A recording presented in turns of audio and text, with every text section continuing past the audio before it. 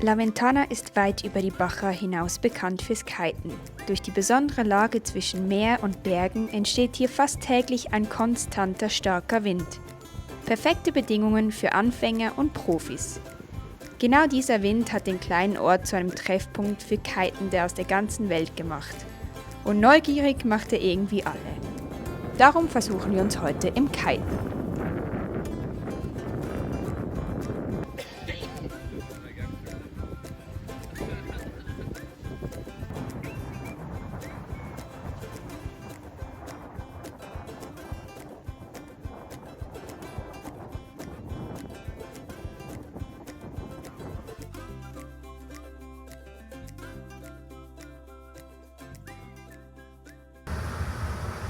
Heute ist Ferientag. Nach dem ganzen Besuch, den wir hatten und unseren Kite-Lessons, die wir genommen haben, müssen wir die Baja jetzt verlassen. Ich weiß gar nicht, wie lange wir hier waren, 3-4 Wochen? Ich glaube, es sind 4 Wochen, ja. Ich hätte jetzt gesagt, so um die 4 Wochen, ja. Wir wären schon auch noch länger geblieben. Also es ist sehr verlockend, hier noch länger zu bleiben. Durch das, dass wir jetzt aber den Termin bei Scania haben, also naja, einen Termin haben wir nicht. Wir kreuzen dort einfach auf, weil die haben auf nichts geantwortet, was wir ihnen geschrieben haben. Und jetzt fahren wir nach Mexico City und kreuzen dort auf und dann können sie mal diesen Schaden anschauen, was man da alles machen muss. Genau, aber heute nehmen wir euch mit auf die Fähre von La Paz nach Mazatlán aufs Festland von Mexiko. Und dann, nach 8 Monaten unterwegs und ohne auch nur einen einzigen Scania gesehen zu haben, ist es endlich soweit. Noch auf der Baja begegnen wir unserem ersten Scania-LKW. Wir können unseren Augen kaum trauen. Der Fahrer fährt extra rechts ran, lässt uns vorbei und schaut ganz genau hin, offenbar genauso neugierig darauf, was da für ein wildes Gefährt an ihm vorbeizieht. Und dann kommen wir auch schon am Fährenterminal an. Hier wartet bereits wieder der Zoll auf uns. Auf der Baja ist es noch nicht notwendig, das Fahrzeug temporär zu importieren. Auf dem Festland hingegen ist das Pflicht.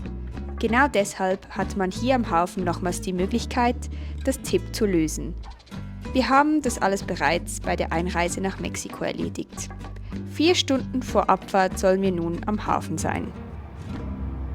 So, jetzt werden wir gewogen. Wir waren schon beim Zoll. Thiago musste das Motorrad und alles runternehmen. Und jetzt stehen wir auf die Waage und dann sollte es hoffentlich durch sein.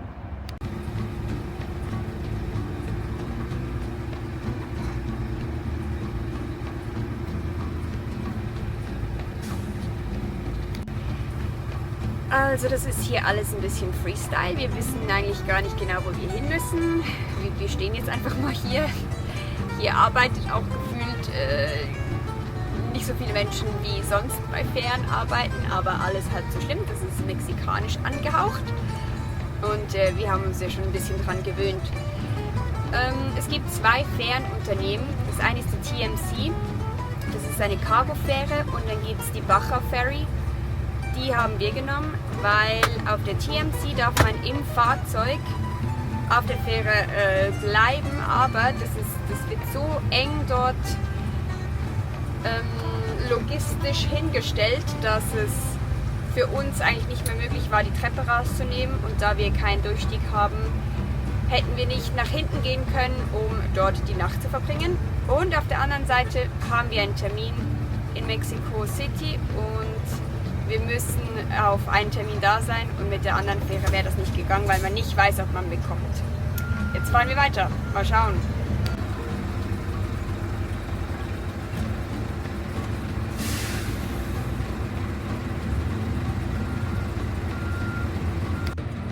Was sagst du zur mexikanischen Organisation?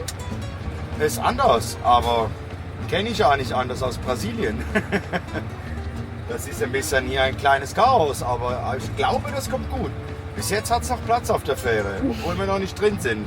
Also drückt uns die Daumen, dass sie noch ein kleines Plätzchen für uns reservieren.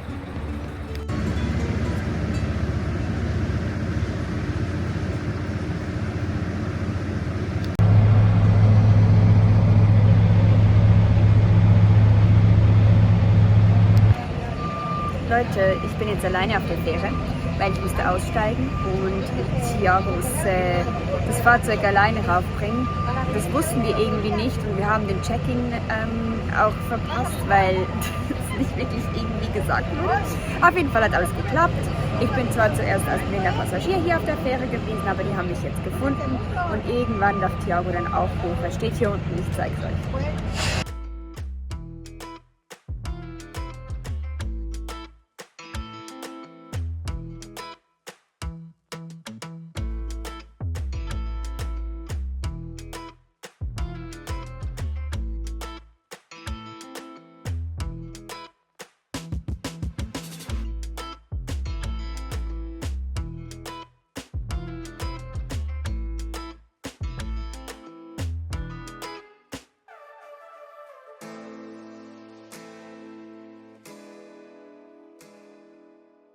Ich habe ihn gefunden! Leute, ich weiß nicht, ob Manuel euch das schon erzählt hat, aber es war jetzt doch ein wenig stressig, weil wir uns wieder mal nicht an den Ablauf gehalten haben. Und ja, aber jetzt sind wir hier in der Kantine von der Baja Ferries und es ist richtig laut und da vorne gibt es gleich noch Live-Musik, da hinten ist eine Bar. Also man kommt sich ja vor wie auf einem kleinen Kreuzfahrtschiff.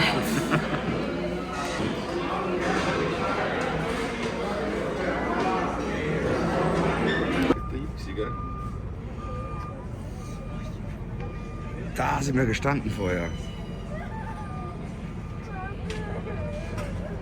Ja, da war richtig Rambazamba, Freunde. Und jetzt geht's, glaube ich, los. Ich höre da die Motoren.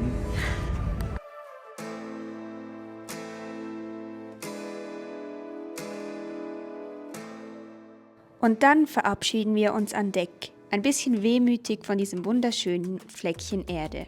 Die Baja hat uns extrem gut getan. Wir konnten richtig runterfahren und Sonne, Strand und Meer in uns aufsaugen. Jetzt sind wir gespannt auf das Festland Mexikos. Ein kleines bisschen nervös auch, denn hier beginnt für uns mental ein neuer Abschnitt der Reise, mit neuen Herausforderungen.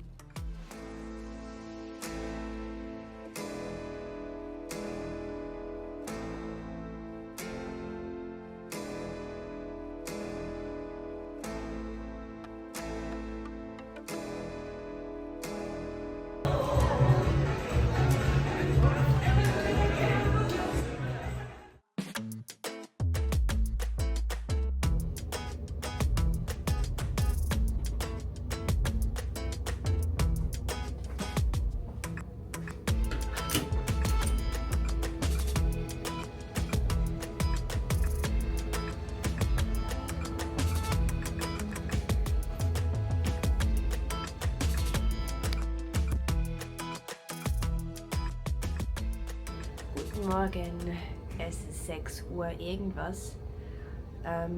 Wir haben nicht so gut geschlafen diese Nacht. Irgendwie, Thiago und ich, wir haben beide eine milden Hausstauballergie und wir hatten unseren Spray nicht dabei.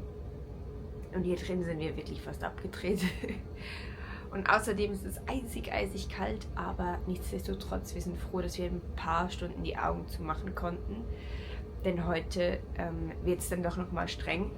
Wir haben einiges an Strecke zu fahren bis nach Mexico City. Das schaffen wir auch nicht alles in einem Tag, weil wir auf keinen Fall im Dunkeln fahren möchten.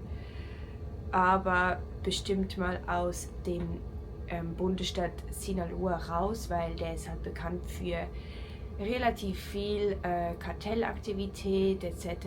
Und da möchten wir auf keinen Fall bleiben.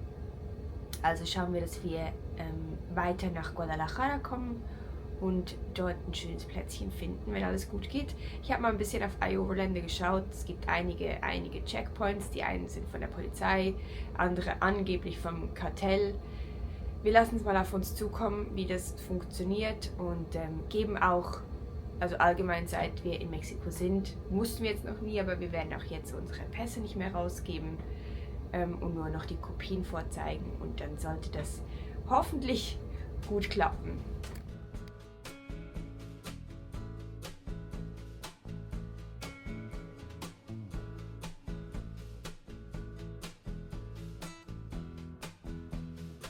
Noch vor dem Frühstück begrüßen uns die Wale vor der Küste Mazatlans. Vor uns liegt nun ein neues Stück Panamericana und das Gefühl, dass die Reise erst gerade wieder neu beginnt.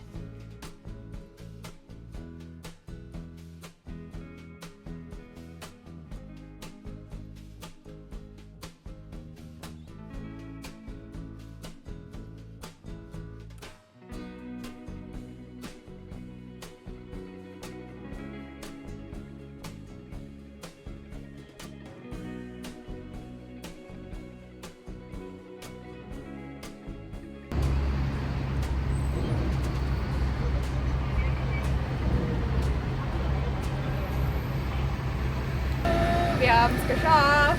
Wir haben uns wieder gefunden. Ja, tatsächlich hat das alles geklappt, ja. Ja, in Mexiko ist es in dem Fall tatsächlich so, dass auf einer Fähre, also ich habe es nicht ganz gecheckt, weil in den einen Autos saßen ganz viele Menschen drin und ich durfte aber nicht mit Thiago mitgehen. Und jetzt hat das alles eine kleine Weile gedauert und dann gab es noch Drogeninspektion mit einem Hund und. Aber jetzt sind wir on the road in Mexico Mainland. Ja, jetzt geht's los. Mazatlan liegt im Bundesstaat Sinaloa, direkt am Pazifik. Eine Stadt, die für ihre lange Strandpromenade, ihr historisches Zentrum und ihr entspanntes Lebensgefühl bekannt ist.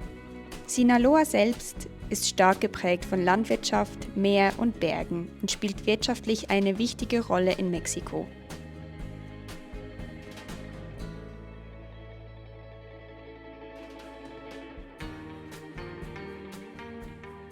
Ja, endlich hat es europäische Lastwagen. Wir sind nicht mehr die einzigen Scanias unterwegs. Es hat einige Scanias, es hat eigentlich fast nur Scanias. Ist jetzt übertrieben, aber ja. Wir haben jetzt ganz viele gesehen, bestimmt 5 oder 6. Auf jeden Fall waren die ersten Kilometer auf dem Festland bereits ereignisvoll. Wir sind in einen Checkpoint gekommen, wo wir zuerst nicht genau wussten, ob das die Polizei oder das Kartell ist, weil die hatten schwarze Shirts an, zum Teil nichts drauf geschrieben, zum Teil aber offiziell angeschrieben, von dem her denken wir, dass das die Polizei war. Die haben uns rausgenommen, gefragt, woher wir kommen, wohin wir gehen. Wir haben unsere laminierten Passkopien vorgezeigt. Ja. Haben wir das erste Mal benötigt jetzt und dann lief das alles smooth. Und jetzt sind wir auf der Mautstraße. Wir fahren die Mautstraße bis nach Guadalajara, weil das einfach auch die sicherste Option ist und wir sowieso heute relativ lange fahren, um unser Ziel zu erreichen. Und die Straße ist top. Ich zeige euch das mal. Schaut mal, kein Vergleich zur Baja. Wir wollen es aber noch nicht verschreien, ja? Nee. Vielleicht wird es ja noch schlimmer. Aber bis jetzt, waren jetzt so, die ersten 100 Kilometer waren ganz okay. Ja, wir haben auch schon Maut bezahlt, glaube ich, für die ersten, ich weiß gar nicht, was das waren, 40 Kilometer. Es waren schon mehr, waren knapp 100 Kilometer, würde ich sagen. Ja, okay. ja. Haben wir 360 mexikanische Pesos bezahlt. Das ist so um die 2, 3 Franken. Oh, keine Ahnung, aber wir blenden es euch ein. Wir blenden es euch ein. Wir sind da immer noch ein bisschen schlecht mit Umrechnen. Ja, auf jeden Fall, das Festland fühlt sich jetzt schon ziemlich anders an als die Baja. Die Natur sieht hier anders aus und es wird hier auch wieder gefahren wie crazy. Die machen sich hier aus 2 Spuren machen sie 3 ohne Probleme und ja, wir machen mit, so viel wir können und hoffen, dass wir heute gut ankommen. Welchen? Nein? Jetzt. Ja, Okay. Jetzt unser. Gut.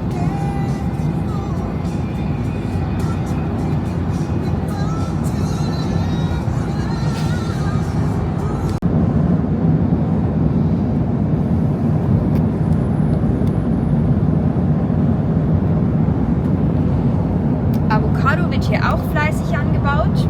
Ganz, ganz viel haben wir hier gesehen. Riesige Avocado-Bäume haben wir auf La Paz nicht gesehen. Ja, jetzt schauen wir, was hier noch so angebaut wird. Moment, das ist spannend hier durchzufahren, ne? Ja, es ist natürlich nicht so besiedelt, klar, aber es ist so schon ganz anders. Die Natur sieht ganz anders aus hier auf der Baja. Und jetzt gewöhnen wir uns mal an das Festland zuerst, gell? Richtig. Sinaloa ist vielen auch wegen der Kartellaktivitäten ein Begriff. Das hört man vor der Reise fast überall. Gleichzeitig ist es aber ein riesiger Bundesstaat, in dem der Alltag für die Menschen ganz normal weiterläuft. Wir begegnen freundlichen Leuten, viel Leben auf der Straße und einer Region, die weit mehr ist als ihr Ruf. Das ist unsere wievielte Automautstelle? Glaube ich, das ist Nummer 5. Nummer 4 oder Nummer 5? Und wir sind schon fast ein bisschen pleite, gell? Nee, ist ja ganz okay. Es sind ja jeweils nur sowas zwischen 180 und 250. Ja gut, das alles stimmt. Haben wir ein bisschen mehr bezahlt, aber ja, ist halt einfach Maut. Punkt.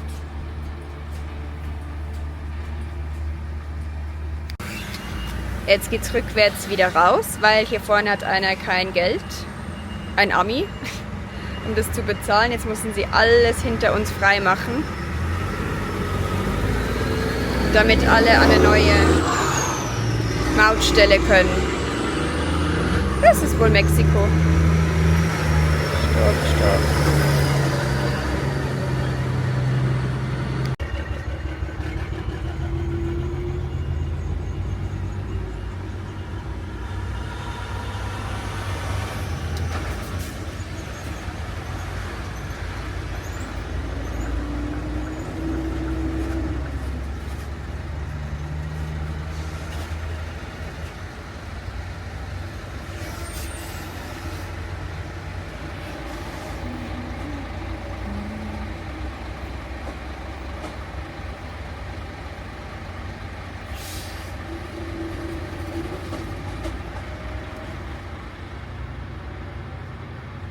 Ja.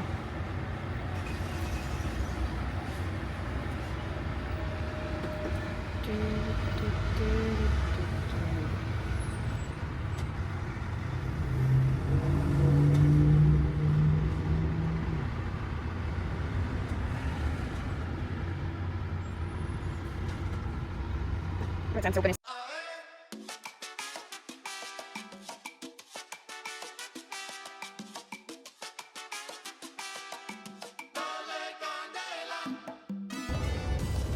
Das war heute ein richtig langer Ritt, aber jetzt haben wir es geschafft. Wir haben es noch vor Sonnenuntergang auf einen sonnenbewachten Parkplatz geschafft. Das ist jetzt nichts Wunderschönes, aber wir sind safe und das ist die Hauptsache und wir sind jetzt vor Guadalajara. Und morgen geht es weiter nach Mexico City oder in die Nähe von Mexico City. Dort gibt es dann das nächste Thema mit dieser Umweltplakette. Da müssen wir auch noch irgendwie schauen, wie wir das machen. Und ja, und dann mal schauen, ob Scania uns überhaupt aufnimmt, um unsere ganzen Schäden reparieren zu lassen. Fürs Erste jetzt mal gute Nacht, ne? Ich habe Thiago gesucht, aber der ist hier draußen. Der hat schon wieder neue Freunde gefunden.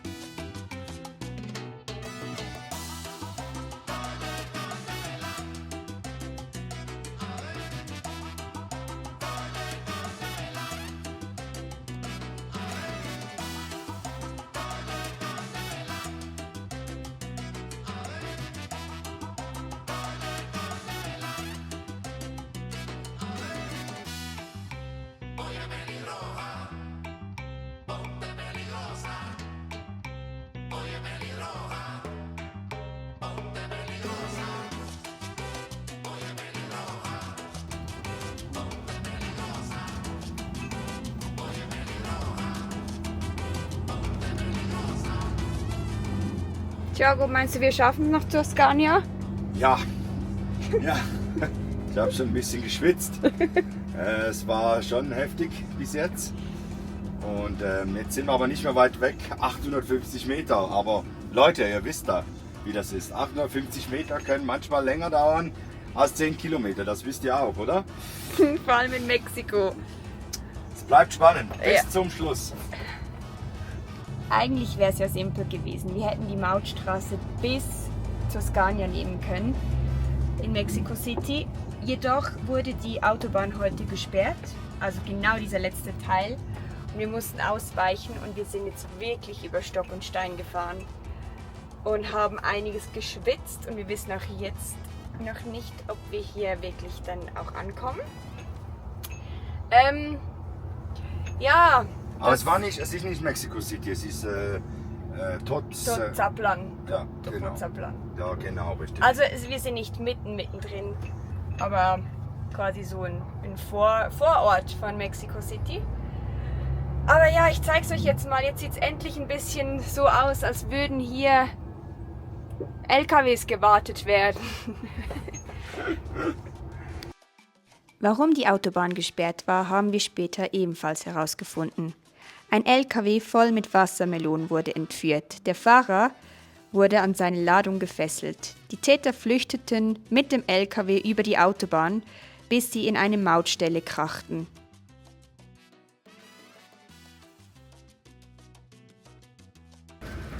Also, wir haben es jetzt irgendwie geschafft, aber irgendwie auch nicht. Das Scania-Zeichen haben wir ganz hier hinten gesehen, aber die Anfahrt dazu ist irgendwie inexistent. Und darum haben wir jetzt die Jungs da vorne gefragt und die haben gesagt, wir sollen jetzt hier mal ans schwarze Tor klopfen. Das machen wir jetzt. Also rein wurden wir gelassen und jetzt fahren wir mal hin. Dieser Standort ist recht neu, den sie hier aufgebaut haben.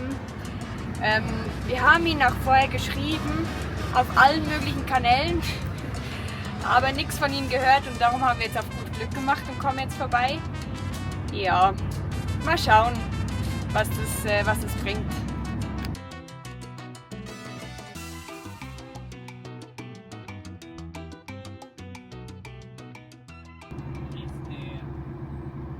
Permítame tantito, lo que pasa que el ingreso de la damita no puede ser, nada más tiene que ser usted solo, ¿sí me entiende? No, no. Tranquilo, yo hablo portugués do Brasil, Ajá. yo soy brasileño. Yo entiendo Poco español. poco español, si tú hablas tranquilo yo entiendo. El ingreso, Ajá.